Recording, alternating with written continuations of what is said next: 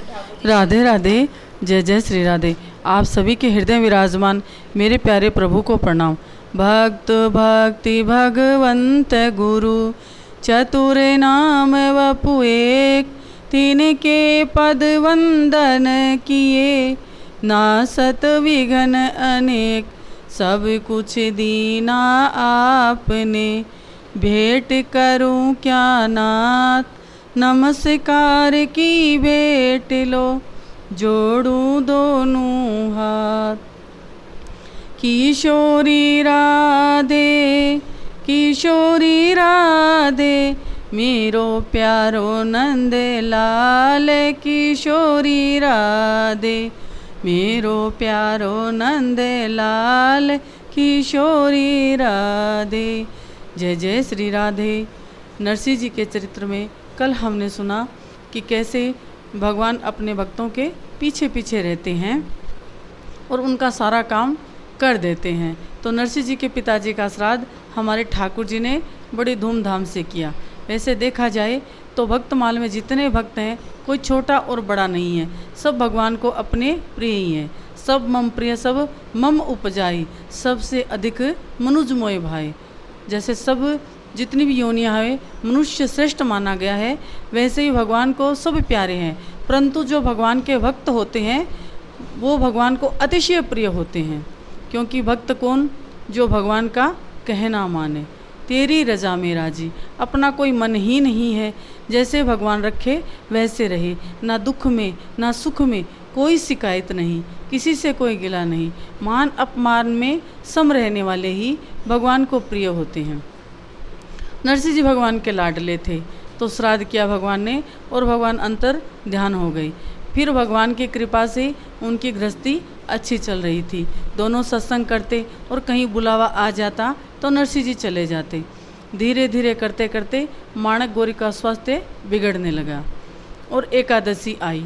और आज जब स्नान करके नरसिंह जी घाट से वापस आ रहे थे तो कोई शूद्र थे, वो भगवान का भक्त था, नरसिंह जी से बहुत प्रेम करता था, परंतु दूर से प्रणाम करता। आज नरसिंह जी सामने मिल गए, उन्होंने प्रणाम किया और नरसिंह जी बड़े प्रसन्न हुए। कहा, भाई दूर से क्यों प्रणाम कर रहे हो? ये लो चरणामृत गंगा जी का और ये लो प्रसाद। पास आया, बड़ा प्रसन्न हुआ और फिर कहा, मैंने सुना है कि आप बहुत सुंदर भजन गाते हो, भगवान की भक्ति करते हो। मेरा भी मन है, छोटी सी कुटिया बनाई है।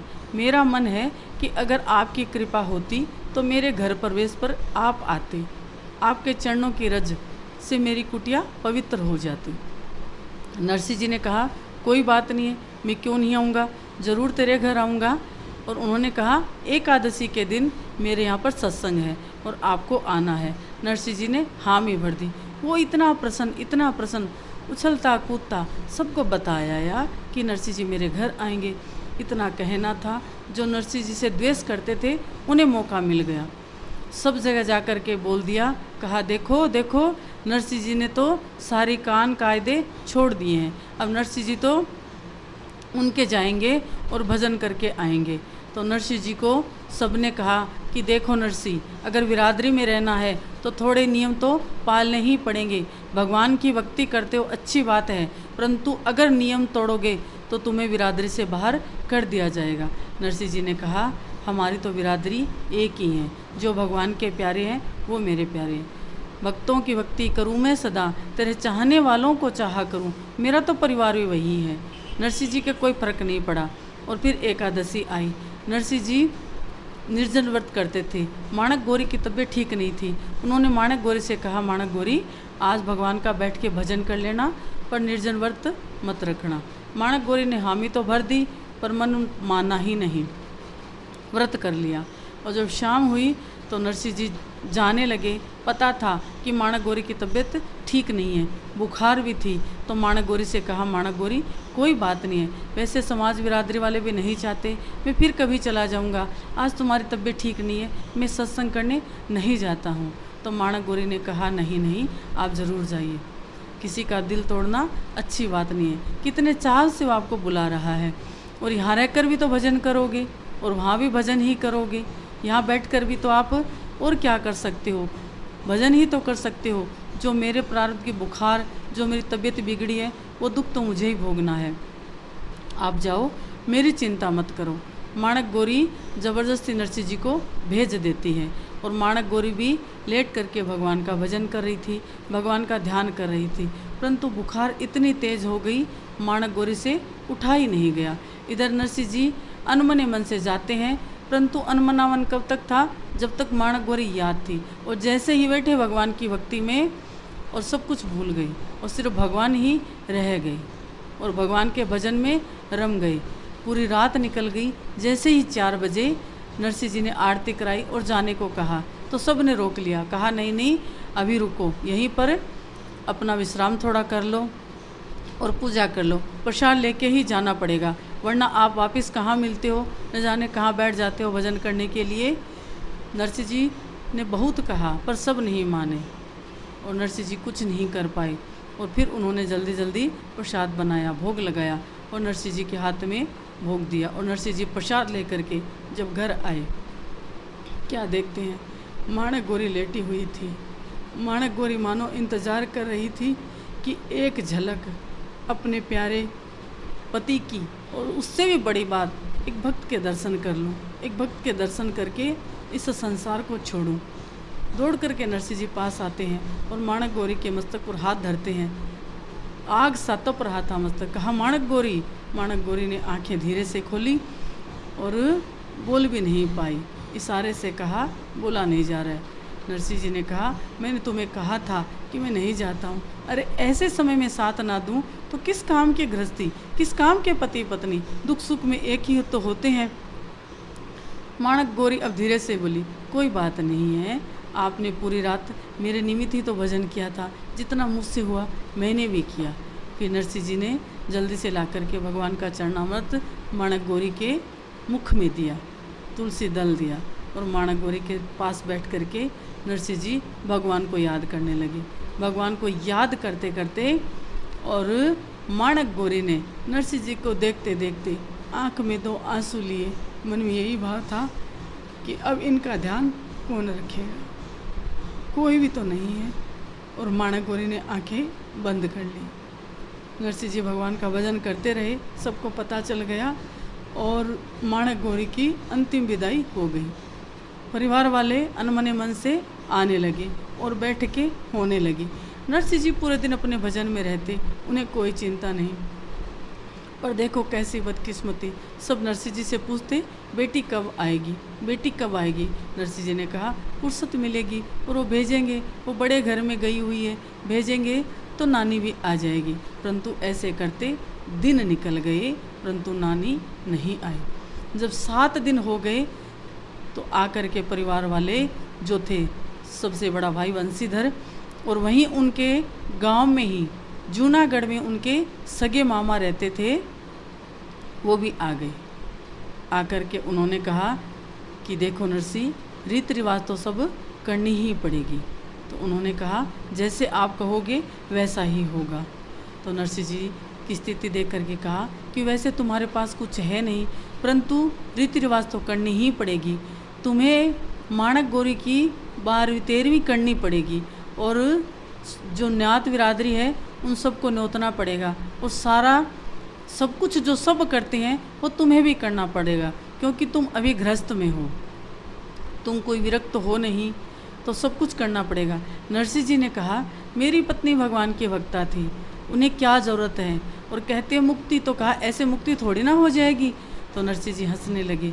नरसिंह जी ने कहा कि प्राण रहते और सारी कामनाओं से मुक्त हो जाना ही मुक्ति है, और कामनाएं अधूरी रह जाए और प्राण चले जाए वही बंधन है। माणक गौरी के तो प्राण तब गए जब तक कि उनकी सारी कामनाएं शांत हो गई थी, सिर्फ और सिर्फ भगवान का इंतजार था और भगवान का नाम जपती जपती सिमरन करते करते माणक गौरी गई है।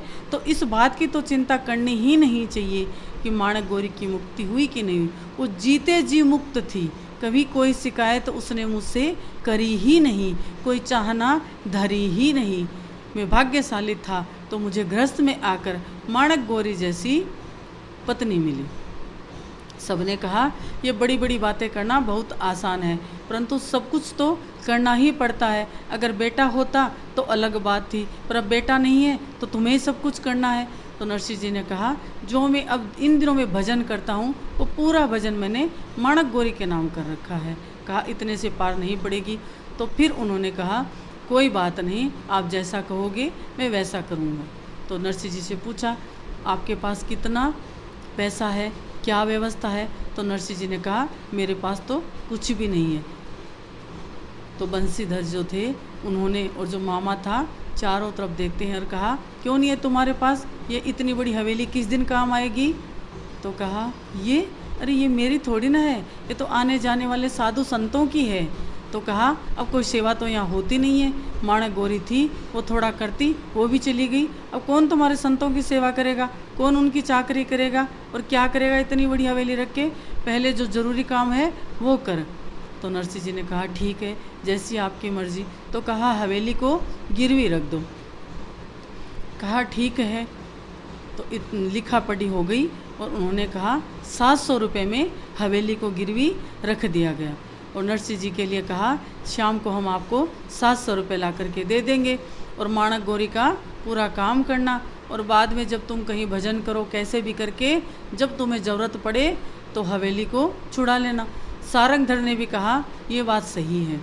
जो मामा जी थे बड़े थे, अगर चाहते तो हवेली भी बच जाती, कोई काम हो भी जाता, मदद तो करना ही नहीं था। षड्यंत्र रचा गया था कि कैसे भी नरसिंह को यहाँ से भगा दिया जाए, क्योंकि अब माणक गौरी है नहीं, नानी की शादी हो गई, बेटा है नहीं, कहाँ को ये संत आते हैं भजन करते हैं, हो हल्ला होता है और सब लोग इनके पास धीरे धीरे आने लगे हैं। ये अच्छी बात नहीं है।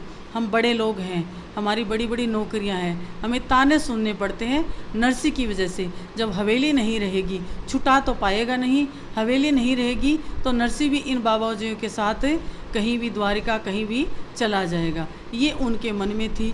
परंतु चीटी के पग नूपुर बाजे तो भी साहिब सुनता है। हमारे ठाकुर जी चुपचाप खड़े सब सुन रहे थे, मुस्कुरा रहे थे कि तुम्हारी एक नहीं चलेगी। तुलसीदास जी भी कहते हैं दुष्ट बाज और दुष्ट जन जो इन चीतो होए, कहे तुलसी संसार में साधु न जीवे कोई। अगर इन दुष्टों का और बधिक बाज जो मारने वाले हैं, धोखा देने वाले हैं, इनकी अगर मनमानी होने लगी तो जो संत स्वभाव के लोग हैं धरती पर एक भी नहीं बचेंगे। तो वो तो सब चले जाते हैं। दूसरे दिन क्या होता है, पहले नरसिंह जी इतने बड़े मेहता थे, हुंडी लिखा करते थे कि भाई कहीं भी किसी को ज़रूरत पड़े तो वो लिख के दे देते और नरसिंह जी के पास वो अपने पैसे धर देते। और जिस शहर में जाते वहाँ जा कर के नरसिंह जी का नाम लेकर के बड़ी बड़ी सेठों की जो दुकान होती, गद्दी होती, उन पर जा कर के पैसे ले लेते और वहाँ पर पैसे मिल जाते, फिर वापस आकर के हिसाब हो जाता और पर्ची कट जाती। नरसिंह जी के नाम की हुंडी पूरे भारतवर्ष में चलती थी। बड़े बड़े संत महात्मा जब तीर्थों में जाते तो अपना धन, अपने रुपये, पैसे, गहने सब नरसिंह जी के पास धर के जाते, क्योंकि रास्ते में चोर डाकुओं का डर होता। और तीर्थों में जाकर जब उन्हें तीर्थ स्नान करने के बाद भंडारा करना होता तो वहीं से पैसे लेते और वहीं पर कर देते, कोई चिंता नहीं। वही आज बैंकों के द्वारा ATM का काम चल रहा है, ये पहले भी चलता था, ये हुंडी के रूप में चलता था। नरसिंह जी हुंडी लिखते थे। तो वो साधु जो थे मैंने विचार किया कि किसके पास पैसे रखें, यहाँ रख देवे और आराम से द्वारिकाधीश के दर्शन करेंगे और वहाँ पर भंडारा करेंगे। तो लोग तो जानते थे कि नरसिंह के पास अब कुछ है नहीं, परंतु उन्होंने पहले सुन रखा था कि नरसिंह के नाम की हुंडी चलती है। उन्होंने किया मजाक, कहा जाओ नरसिंह के पास अपने पैसे धर दो और द्वारिका में जा कर के किसी भी बड़ी दुकान पर कहोगे तो नरसिंह के नाम की हुंडी मिल जाएगी। और वो आए और नरसिंह जी से कहा आप हुंडी लिख दो। नरसिंह जी ने भगवान की कृपा मानी और 700 रुपये धर लिए और हुंडी लिख दी। ऊपर देने वाले नरसिंह, चुकाने वाले सांवल सा। और वो पर्ची लेकर के खुशी खुशी द्वारिकाधीश के दर्शन करने जाते हैं, कीर्तन करके जाते हैं और जा कर के स्नान करते हैं, भगवान का दर्शन करते हैं और फिर वहाँ पर गौदान करने के लिए, ब्राह्मणों का भोजन करने के लिए एक बजाज की दुकान पे जाते हैं, जो बड़ी दुकान थी। किसी से पूछा, नरसी को जानते हो? बोले हाँ हाँ। ऐसा कौन है जो नरसी को नहीं जानता? अरे सबसे बड़े कपड़े के व्यापारी, बड़े बड़े हीरों के व्यापारी नरसी के यहाँ जाते आते रहते थे। तो गया और जाकर के उन्होंने पूछा, चारों संत 4 दुकानों पर गए और उन्होंने कहा नरसी को जानते हो? तो कहा हाँ, और पर्ची निकाल के दी कि ये लो पर्ची, नरसी के नाम की हुंडी है, आप हमें पैसे दे दो। तो वो हंसने लगे। फिर दूसरी दुकान पर गए, ऐसे करके चारों दुकान पर जा कर के चारों साधु आ गए, परंतु उनकी हुंडी स्वीकार नहीं करी गई। उन्होंने कहा नरसी जब सेठ था तब था, मेहता था तब था, बजाज था तब था, पर अब नहीं, अब नरसी के पास कुछ नहीं है, इसलिए हम उनकी हुंडी स्वीकार नहीं करते हैं। और उन्होंने कहा आप जब गए थे घर में क्या देखा? तो उन्होंने कहा 5-10 बैठे साधु भजन कर रहे थे और कुछ नहीं देखा। तो कहा उसी समय सोचना था। और नरसी कैसे थे? कहा वो भी बैठे भजन कर रहे थे। अब बजाज नहीं थे, जब भजन कर रहे थे तो दे कर के सोचना था कि पैसे दे तो रहे हैं, हुंडी स्वीकार होगी कि नहीं होगी। उन्होंने कहा हमें नहीं पता था, अब क्या करें? कहा फिर देख लो, हो सकता है कोई और 1-2 दुकान पर हिसाब उनका चलता होगा। तो वो बेचारे पर्ची लिए पूरे दिन रात घूमते रहे, 2 दिन तक वहीं पर डोलते रहे कि कैसे भी करके हमारी हुंडी स्वीकार हो जाए। जो पैसे गौ सेवा के लिए, ब्राह्मणों की सेवा के लिए इकट्ठे किए थे वो भंडारा करके जाते, पर किसी ने हुंडी स्वीकार नहीं करी। नरसी जी, नरसी जी, नरसी जी का नाम ले लेके सबको पुकारते रहे और थक हार गए। फिर मन में विचार किया, चलो कोई बात नहीं है, नरसी ने हमें धोखा दिया है, हम नरसी के पास जाएंगे। रोने लगे, बिलखने लगे कि क्या सोचा था, क्या हुआ। तीर्थ पर आकर कुछ न कुछ दान करके जाने का विधान है, और हम तो लुट गए, बर्बाद हो गए नरसी के चक्कर में। बैठे पीपल के नीचे थक हार के रो रहे थे और बैठ कर के आपस में बतिया रहे थे। इतनी देर में उन्हें एक आवाज़ सुनाई दी। कहा अरे नरसी जी की कोई हुंडी लेकर आया है? कोई है यहाँ पर? कोई है? मैं सुबह से ढूंढ रहा हूँ, कौन है जिनके हाथ में नरसी की लिखी पर्ची है? हुंडी में देने को तैयार हूँ, स्वीकार करने को तैयार हूँ। और जैसे ही नरसी का नाम सुना दौड़ करके खड़े हो गए। इतने में हमारे ठाकुर जी ऐसा सुंदर भेष बनाकर आए थे जैसे कोई बड़े सेठ धनी मानी बनिए का मुनीम हो। कान में कलम टांगी हुई है, गठड़ी बांधी हुई है, ऊंची ऊंची धोती पहनी हुई है, बगलबंदी पहनी हुई है। ऐसे मोटे मोटे नेत्र हमारे श्याम सुंदर के सामने आकर के खड़े हुए और प्रणाम किया, क्योंकि भगवान तो खुद अपने प्रिय भक्तों की सेवा करना चाहते हैं। और कहा आप ही हो? तो रोने लगे। कहा आप कहाँ रह गए? पूरे बाज़ार में घूम कर आ गए, किसी ने नरसी के नाम की हुंडी ली ही नहीं और स्वीकार ही नहीं करी। तो कहा अरे हो सकता है मैं कहीं इधर उधर गया, आप इधर उधर ढूंढते रह गए। अरे मेरी दुकान तक आप पहुँचे ही नहीं। अरे जिन्होंने नरसी की हुंडी को अस्वीकार किया है वो नरसी को सच्चे से जानते ही नहीं है कि नरसी की पहुँच कहाँ तक है। ये पैसे तो छोटी बात है, धन का बल तो सबसे छोटा है, आत्मबल सबसे बड़ा होता है, बाहुबल उससे कम होता है, परिवार का बल तीसरे नंबर का, पर धन का बल चौथे नंबर का। परंतु एक कलयुग का जीव धन बल को ही सबसे बड़ा मानते हैं और इसके कारण अपनों को छोड़ते हैं। अपने बल का अहंकार बीमारी में धरा रह जाता है, काम आता है तो आत्मबल आता है। नरसी जी अपने आत्मबल से भगवान को पुकारते हैं और साक्षात नारायण जब उनके सामने खड़े हो जाते हैं तो हम जैसे उनके मुनीम की क्या है जो हम जहाँ कहें वहाँ ना पहुँच जाए। कहा लाओ अपनी हुंडी, और दिखाते हैं। और ठाकुर जी ने निकाल करके रुपये दिए और उनसे कहा पर्ची दी। बड़े प्रसन्न हुए, आशीर्वाद दिया। कहा आपका भला हो, हम तो थक गए थे, अब अच्छे से भंडारा करेंगे, गौ सेवा करेंगे। तो नरसी जी के लिए क्या संदेश है? तो नरसी जी के लिए साक्षात ठाकुर जी ने एक संदेशा भेजा। कहा जाकर के नरसी से कह दो, नरसी ऐसी हुंडी बार बार लिखना, चाहे बद्री जी धाम के लिए, चाहे केदार जी के लिए, चाहे गंगोत्री, यमुनोत्री, धरती का किसी भी तीर्थ से कोई तीर्थयात्री आकर आपसे हुंडी मांगे तो ज़रूर लिखना। मैं चुकाने के लिए आपके ये मुनीम जगह जगह बैठे हैं, जहाँ पुकारोगे वहीं पहुँच जाएंगे। लिखते रहना हुंडी। प्रणाम करके विदा होते हैं। इधर बड़े प्रसन्न होते हैं चारों साधु और जा कर के संत सेवा करते हैं, भंडारा करते हैं। इतना आशीर्वाद नरसी को देते हैं।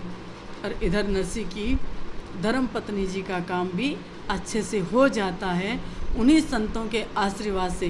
जो 700 रुपये थे, दूसरे दिन जब सब शाम को वो आते हैं, कागज़ की लिखा पढ़ी पक्की करके लाते हैं कि कहीं गड़बड़ ना हो जाए, नरसी मुकर ना जाए और सदा सदा की हवेली हमारी हो जाए। जब शाम को लिखा पढ़ी पक्की लेकर आते हैं तो नरसी जी ने कहते हैं अब इसकी ज़रूरत ही नहीं है। क्यों, क्या हुआ? अरे वो ठाकुर जी ने व्यवस्था कर दी है, ये लो 700 रुपये। उस ज़माने के 700 रुपये कितने बड़े होते थे। जो गांव की 7 बिरादरी होती है सबको भी प्रसाद पवा दो तब भी प्रसाद कम नहीं पड़ेगा। अब जिन्होंने सोचा था उनका प्लान धरा का धरा रह गया। और नरसी जी की पत्नी की जो 13वीं थी, संत प्रसादी ही थी, वो बड़ी धूमधाम से हुई और सब प्रसाद लेकर के आते हैं। अब नरसी जी उदास रहने लगे, अकेले हो गए, चुपचाप बैठ कर के भजन करते और वैसे मन से प्रसन्न थे। कहा प्रभु एक जिम्मेवारी थी वो भी पूरी हो गई, परंतु फिर भी माणक गौरी थी, वो भगवान की भक्ता थी, कोई शिकायत नहीं थी, उसके होने से मुझे कोई परेशानी भी नहीं थी।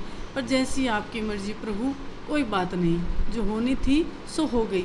इधर नरसी जी बैठे अपने ठाकुर को रिझा रहे थे और वो चारों संत आते हैं, नरसी जी को बार बार प्रणाम कर रहे हैं और नाच रहे हैं। नरसी जी ने कहा क्या हुआ? तो कहा ये देखो, ये रही हुंडी, वहाँ पर पक्के रुपये भी मिले और आपके लिए जिन्होंने हमें, जिस मुनीम ने आकर के हमें रुपये दिए, उन्होंने आपके लिए एक संदेश दिया है। और संदेश में क्या लिखा है? इधर नरसी जी ने जैसे ही देखा ठाकुर से एक बार तो सहम गए कि क्या करूं प्रभु, मैंने आपके नाम की हुंडी लिखी थी। और जब वो साधु चले गए और इधर माणक गौरी का 700 रुपये से भंडारा हो गया तो एक बार ही खाली नरसी जी ने ठाकुर के सामने बैठकर पुकारा था। क्या पुकारा?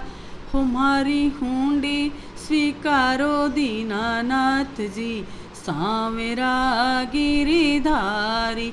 हमारी हुंडी स्वीकारो दीनानाथ जी, सामेरा गिरिधारी।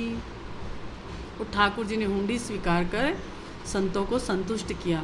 और जब देखा संदेश ठाकुर के नाम का कि नरसी जी बार बार ऐसी हुंडी लिखते रहना और हम उस हुंडी को स्वीकार करते रहेंगे। आज की कथा यहीं विश्राम लेती हैं। आपको ये आज की हमारी नरसी जी की कथा अच्छी लगी है तो शेयर भी करना, सब्सक्राइब भी करना और अपने सभी मित्रों के साथ इसे साझा भी करना, लाइक भी करना। जय जय श्री राधे, जय जय श्री राधे। बोलो भक्त और भगवान की जय, भक्तवत्सल भगवान की जय, नरसी के लाडले गिरधर लाल की।